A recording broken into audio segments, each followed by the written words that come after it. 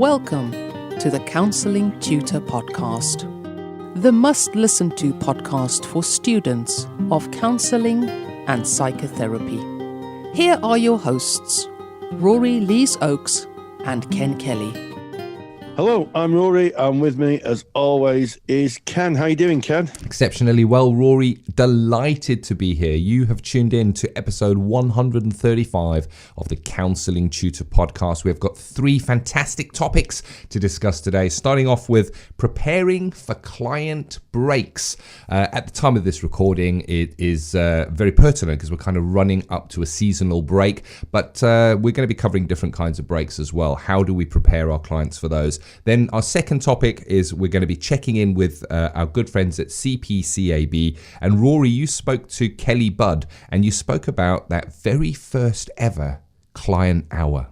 Yes, and this is something that comes up in our Facebook page all the time. And if you don't know where our Facebook page is, well, here we go. If you just type in Counselling Tutor into Facebook, you'll find our page, click on it. It's a closed group, knock on the door. Of course, we're going to let you in. And you'll be with thousands of other like-minded students. There's tutors in there. They're qualified practitioners.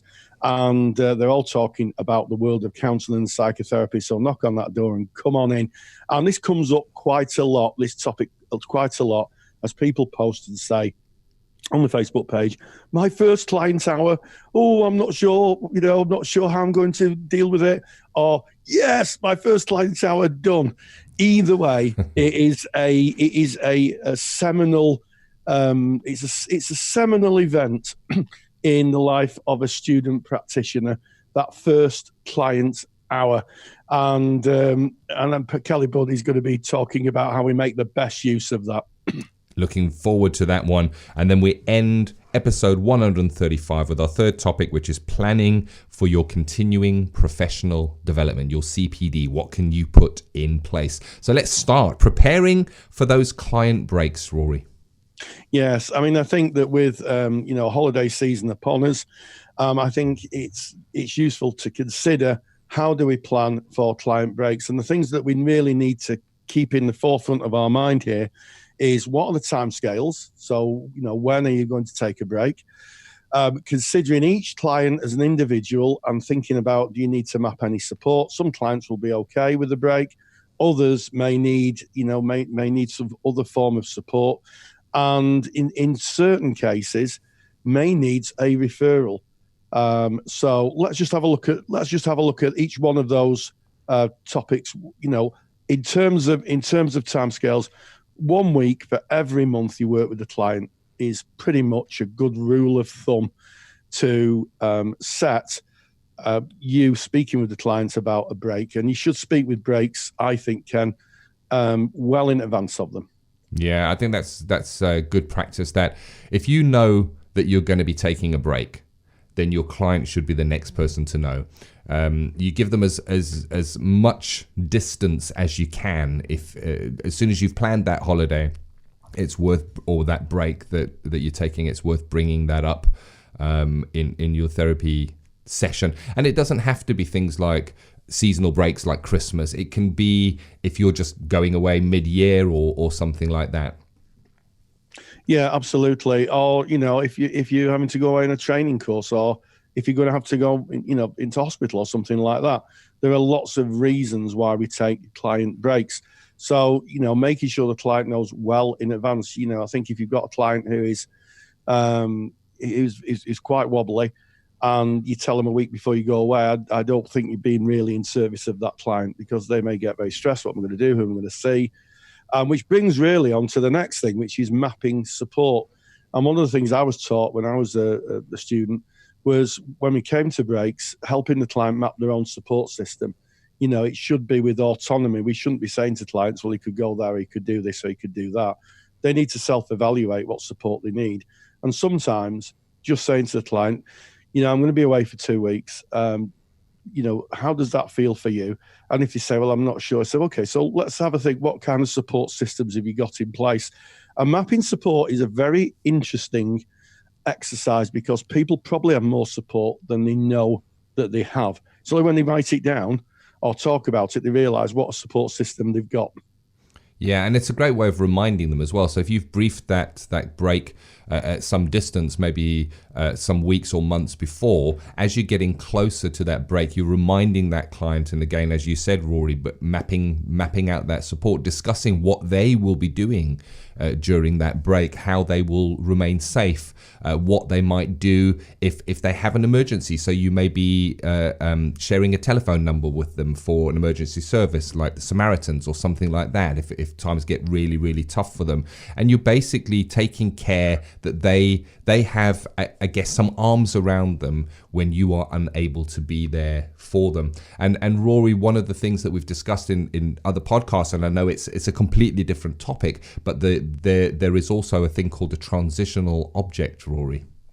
Yes, it is, and I've used transitional objects a lot. I wear a little bracelet, and occasionally, and clients have said, "I'm not sure, I'm really wobbly." I'll say, "Well, is there anything that I could offer you? I have a little bracelet here. You could take that, and you could use that just to think of what we do here," and that kind of works very well. I mean, there's a caveat to that. Don't offer people the keys to your house or your car, or your expensive wristwatch, because they may not come back.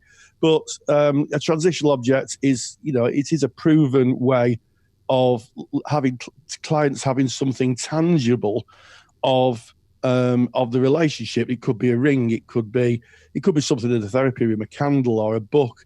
There's lots of different transitional objects, and they can be really, really useful. And also, with clients who may be in real difficulty, you may need to think about a referral. Would the client need to see another therapist in the time you're away? And that's something you're going to have to negotiate with the client. I think if you're a student, that's something you have to speak with your supervisor and maybe your practice manager if you've got someone who's really struggling. And it's not unusual to make a referral maybe to another therapist who can see them in the interim, or a organisation that can offer some form of support. You talked in the UK about the Samaritans. They do great work.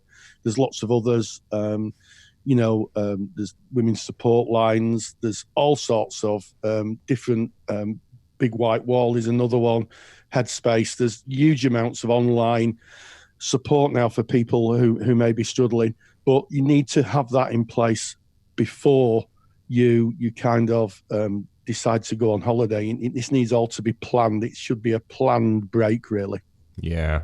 And I guess there's a great luxury in having that planned break. And we have done other podcasts where we speak about unplanned breaks, where suddenly you may become ill or you're unable to be there, or your car breaks down, you're not able to get to your practice, and what you might put in place. And I guess it's very different. We're speaking very much now about planning and preparing your client for those breaks. And we spoke about that transitional objects, Rory, and I know in person-centered therapy, homework is not a thing that is given. So maybe in cognitive behavioral therapy, you may send the client away with stuff that they need to do, practice, write down, diarize, whereas in person-centered therapy, that's not something that would be done. However, if there is a break and you speak to the client, they say, "Oh, I'm going to be lost. I don't know what I'm going to be doing this time next week when we normally meet."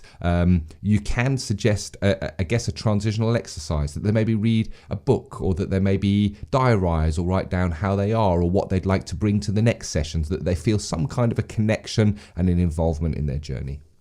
Absolutely. And I have to say, Ken, that the third one, do we need to consider referral, shouldn't be something that student therapists have to negotiate, because student therapists shouldn't be seeing clients with this intensity. Clients who are incredibly fragile, who may be in danger if the therapist doesn't turn up. But in good practice, we'd look at making sure the timescales were appropriate, looking at mapping support, and if somebody was really having difficulty, really, really wobbly, maybe looking to make a referral. But yes, it's essential, and it's really good practice. Nice one. Nice topic. So episode 135, moving on to our second topic, which is our check-in with CPCAB. Rory, you spoke to Kelly Budd about that first counselling hour. I remember mine. I was full of apprehension, wondering who will this client be? And I guess the most challenging time for me was the 10 minutes when I was sat in the room waiting, and there was this anticipation. There was 10 minutes to go. It was probably the longest 10 minutes of my life, Rory. Oh, absolutely, Ken. I can remember my first client hour, and I worked in Rochdale at the time in a camera shop driving back. And quite frankly, it's a wonder I actually made it to my practice. I was just so preoccupied with what was going on, and I was going to be good enough, and all those kind of self-doubt things. And actually, it didn't go too well, if I'm honest.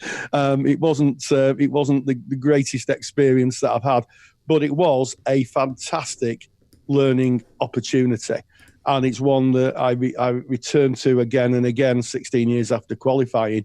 But yes, the first client hour. And what Kelly really does is she gives us some really good observations on how to make the most of it, how to celebrate it, and maybe how to get a bit of a debrief with somebody to kind of allow that kind of energy to be kind of transported away from you, to allow you to kind of bring yourself back down to earth. It's really good.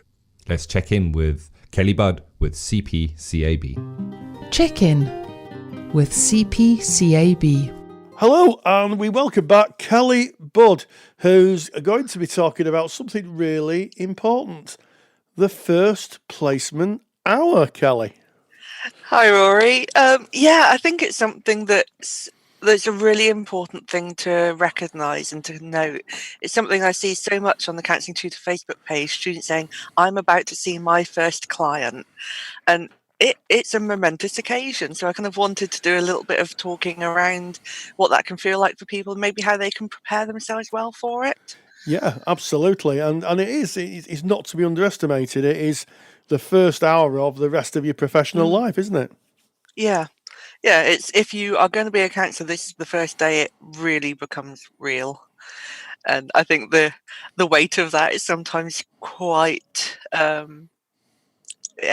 lot. I think people feel a real mix of emotions. It can be very, very exciting. You know that you're going to be a real counsellor for the first time, sat in a real room with somebody. But at the same time, you realise you're going to be a real counsellor for the first time. You're going to be sat in a room with somebody.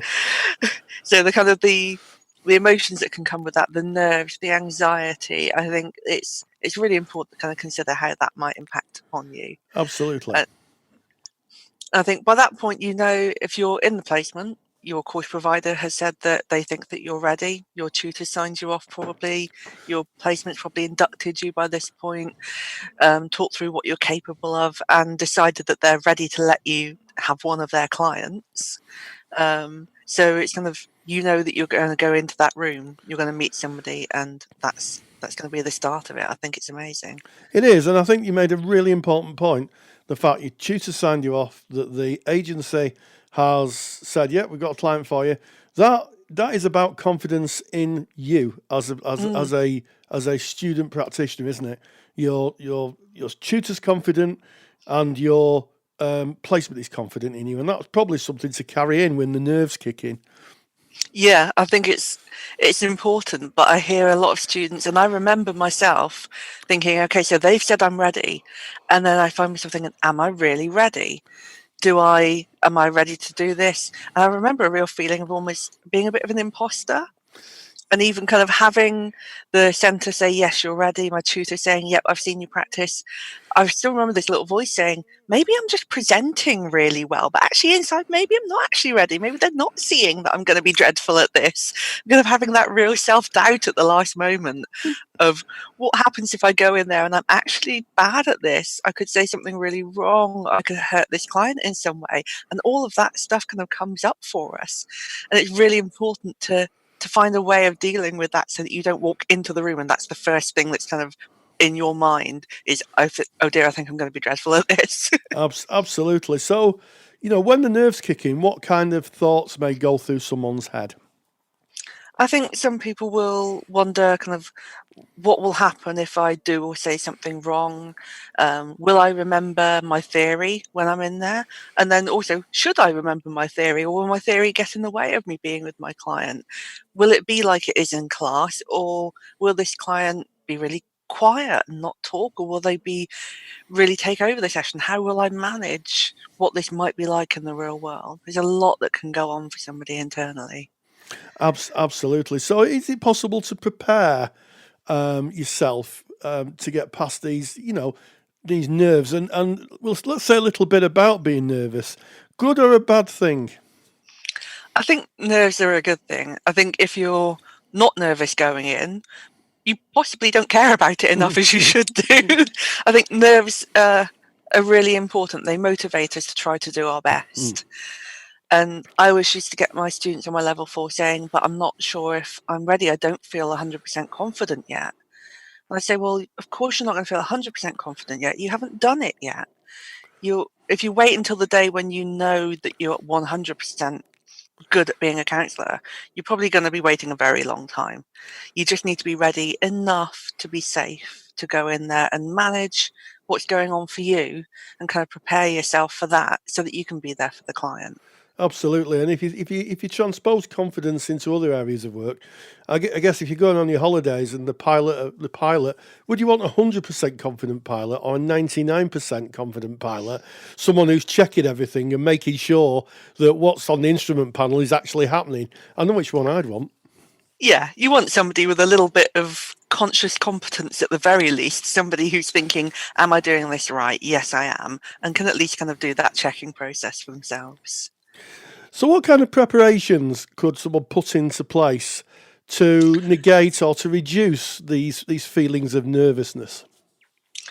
I think it's very much dependent on the individual. It's kind of understanding what it is that's going on for you. So it might be that you're worried that you're going to be very anxious and that anxiety might prevent you from connecting with the client. In which case, it's working maybe with your tutor, with some peers, looking at ways of calming yourself down to a place where you're okay, breathing techniques, grounding. Or it might be wondering if you're the only person feeling that way. So talk to your peers, talk to people that have been there, hear about their experiences. How did they overcome that first session? Or it might just be practical stuff of thinking, how do I feel going into that room? Do I feel I know what I'm doing with this client enough? So it might be reading their notes, or they've probably been assessed by somebody in the agency. So there might be a kind of précis of what they're coming to talk about. And you can kind of prepare yourself for what sort of things you might be covering in that session by looking through the client notes. So I think there's a lot of stuff people can do. And think about skill sessions. You've probably done hundreds of them by this point. You've probably done quite a lot of them very, very well. So kind of recalling when you knew you were good and take that feeling in with you instead of the kind of imposter, oh, good Lord, I'm actually going to have to do this. Yes. And it's very possible, isn't it, that the counsellor may be the client may be more nervous than the counsellor.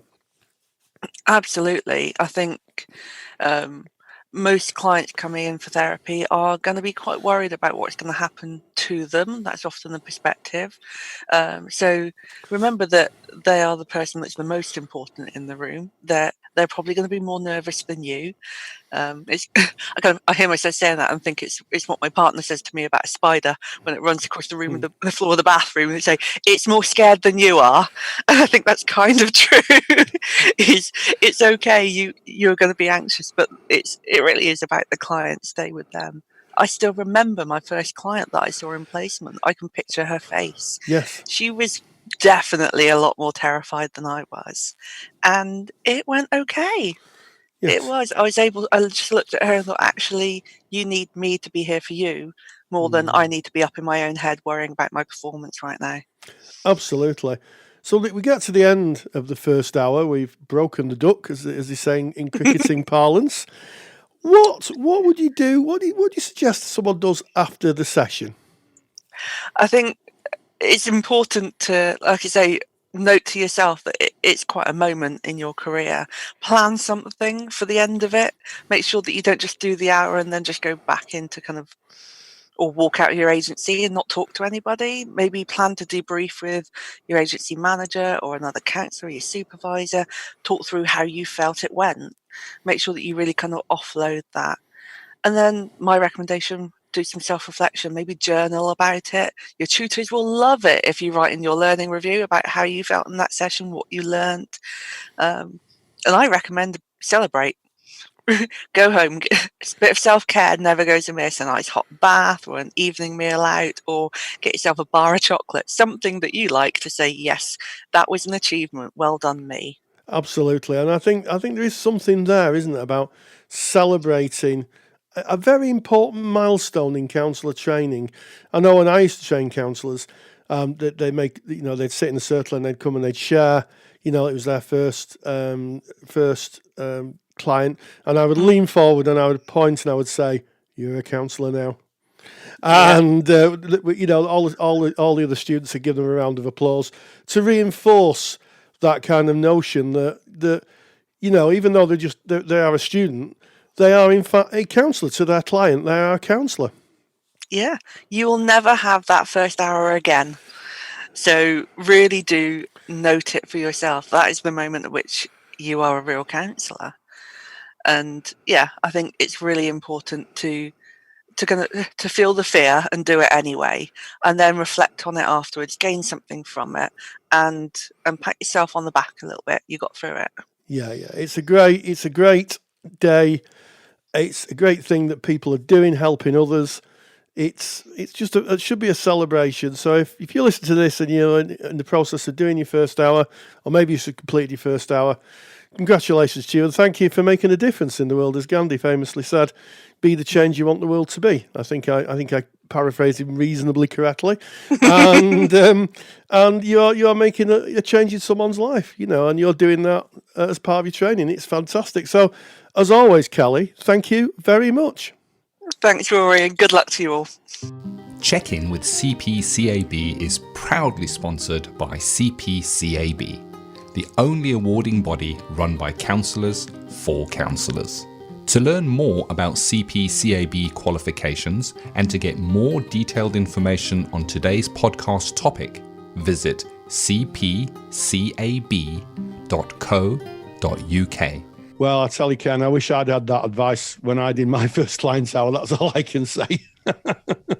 If that's absolutely sage advice.